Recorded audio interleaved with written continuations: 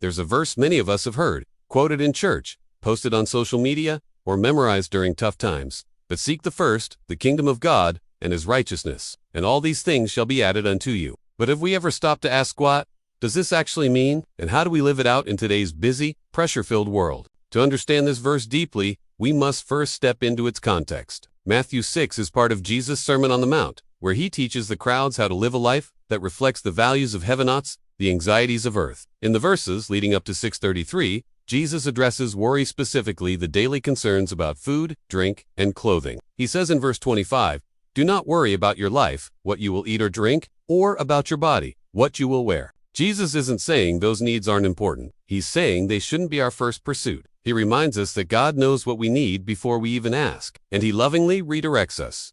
Seek first the kingdom of God. So what does that mean? First, it means prioritizing God's reign and rule in your life. The kingdom of God isn't just a far-off place or a future event. It's wherever God is king, starting in your heart. When we seek his kingdom, we align ourselves with his values: love, humility, justice, purity, forgiveness, and righteousness. To seek in this context means more than a quick prayer. It means to actively pursue, prioritize, and orient your entire life around the will of God.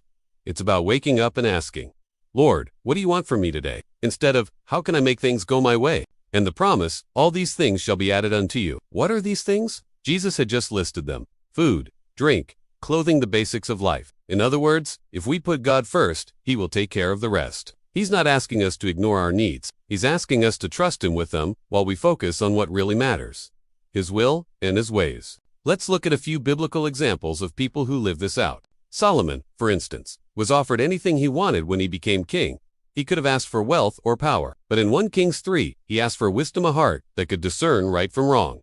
He essentially sought God's kingdom first. And what did God do? He added everything else: riches, honor, and peace. That's Matthew 6:33 in action. Then there's Daniel, who risked his life by praying openly to God, despite royal decree. He sought God first, not safety, not position. And God honored him with favor, influence, and divine protection in the lion's den. Seeking first doesn't always make life easier, but it makes it divinely directed. Even Jesus himself modeled this. In the Garden of Gethsemane, knowing the cross awaited him, he prayed, "Not my will, but yours be done."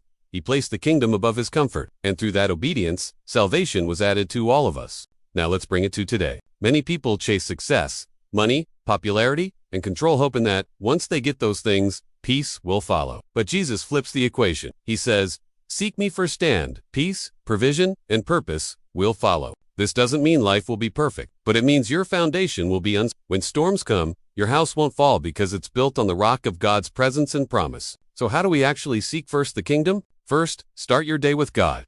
Give him the first moments, not the leftovers. Read his word.